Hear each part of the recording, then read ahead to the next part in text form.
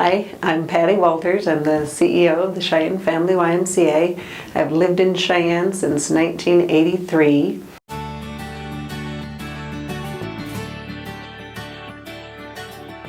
Cheyenne was very different from where I grew up in Seattle, but it kind of grows on you, especially when you bring children into the mix. Raising children in Cheyenne is really nice. You can drive home at lunchtime, you can pick them up from school, you can do all the things you feel like you need to do in Cheyenne because it is a small town, but we still have many of the big city amenities, the Civic Center and different things like that.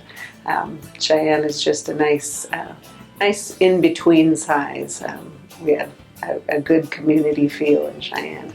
I've been working at the Y since, well, I've been a member of the Y since 1986, and then I've been working there since 2001, CEO since 2012, and I think the Y is another nice piece of Cheyenne. It's a very community-oriented organization that helps people feel a part of something. It's a good way to connect with other people in the community.